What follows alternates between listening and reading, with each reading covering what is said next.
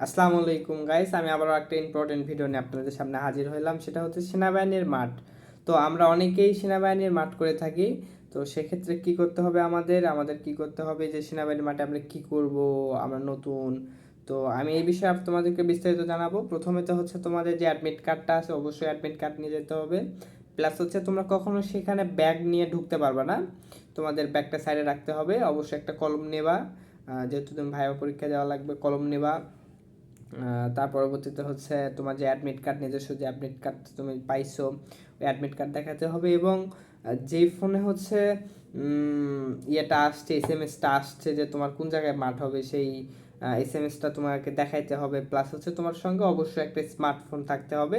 যে স্মার্টফোন না থাকলে কিন্তু তোমাকে ভেতরে প্রবেশ করতে দেওয়া হবে না।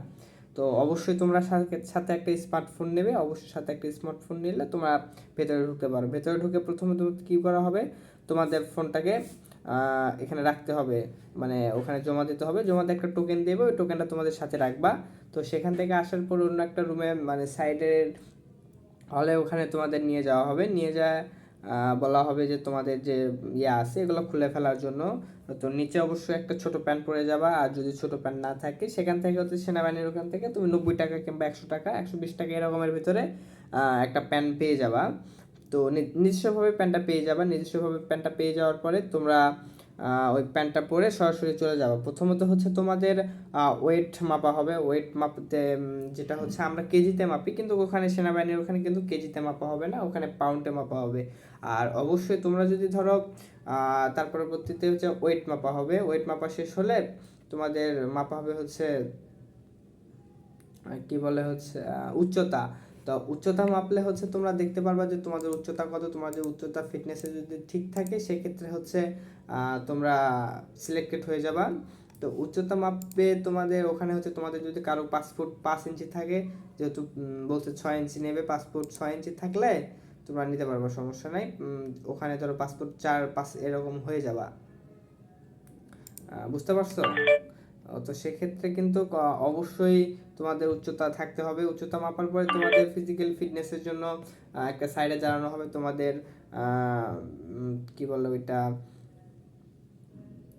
যে বয়স অনুযায়ী তোমাদের গ্রুপ A B C হবে।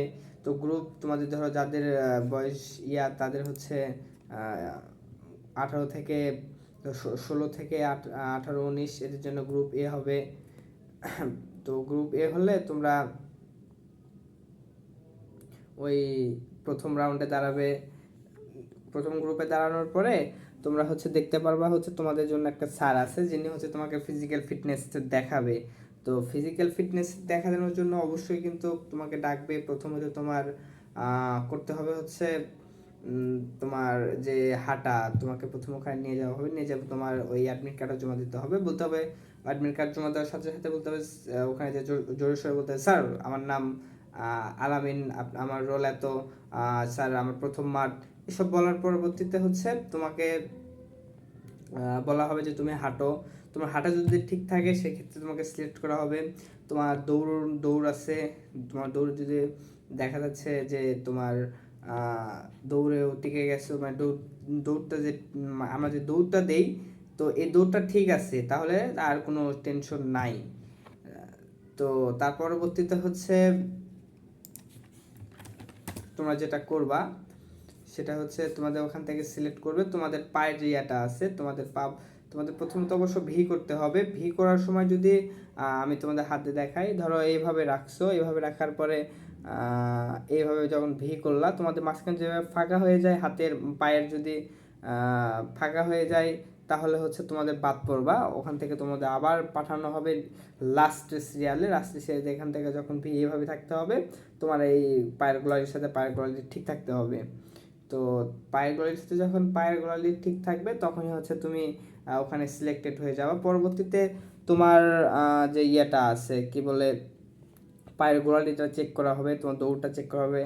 তো পায়ের গোড়ালিটা চেক করলে তোমার এখানে সিলেক্টেড হয়ে যাবে। আর অবশ্যই কিন্তু এখানে দেখাতে হবে যে তুমি যখন ভি করবা, যখন এরকম করে ভি করবা, তোমার যদি হাঁটুর সাথে এভাবে যদি হাঁটু ঠেকে যায়, তাহলে তুমি কিন্তু বাদ পড়ে যাবা।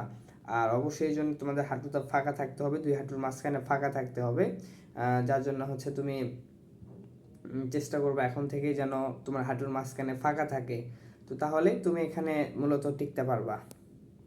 তারপরে হচ্ছে তোমার, তো যেটা বলতেছিলাম, তো তোমাদের যদি হাঁটু ঠেকে যায় অবশ্যই তোমাদের কিন্তু বাদ ফেলানো হবে, ওখানে তোমাদের কিন্তু নিবে না।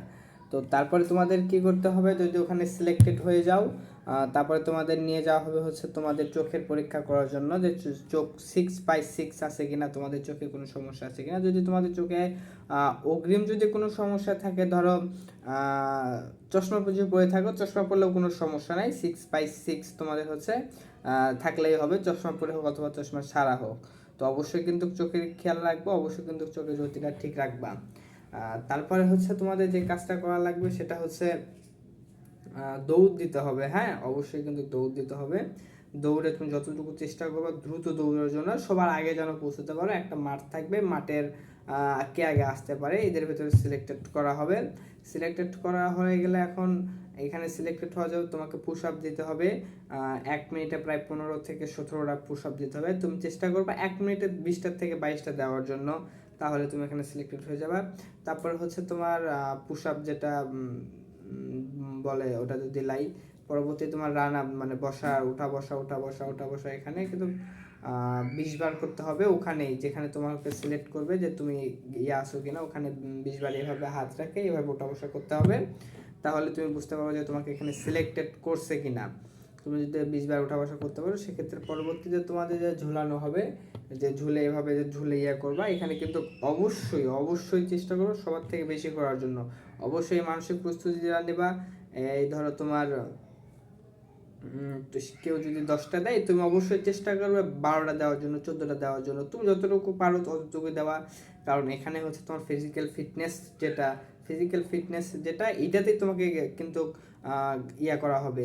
তো প্লাস মেডিকেল করা হবে তোমার। মেডিকেল এর আগে আমি একটা ভিডিও ছাড়ছি, তুমি হয়তো দেখো যে আমাদের ফোনের প্রাইভেসি, তো প্রাইভেসিটা কিন্তু চেক করা হবে। তো তোমরা অবশ্যই কিন্তু প্রাইভেসিটা অফ করে রাখবে। আমার একটা ভিডিও ছাড়া আছে ইউটিউবে, আমি তোমাদের দেখাই দেবো, সমস্যা নাই, আমার ইউটিউবে তুমি দেখো। আর এই ক্ষেত্রে কিন্তু পরবর্তীতে তোমাদের যে ইয়াটা হবে, এরপর হচ্ছে ভাইবা পরীক্ষা হবে। হ্যাঁ, ভাইবা পরীক্ষায় ধর বীজগণিত থেকে প্রশ্ন আসবে, পাটিগণিত থেকে প্রশ্ন আসবে, বাংলা থেকে প্রশ্ন আসবে, বাংলা ব্যাকরণ থেকে প্রশ্ন আসবে। অবশ্যই কিন্তু এসব ইংরেজি থেকে প্রশ্ন আসবে। ধর ইংরেজি ট্রু কলার করতে হবে, ইংরেজি একটা ওয়ার্ড দিছে, এই ওয়ার্ডটাকে তোমার বাংলায় করতে হবে।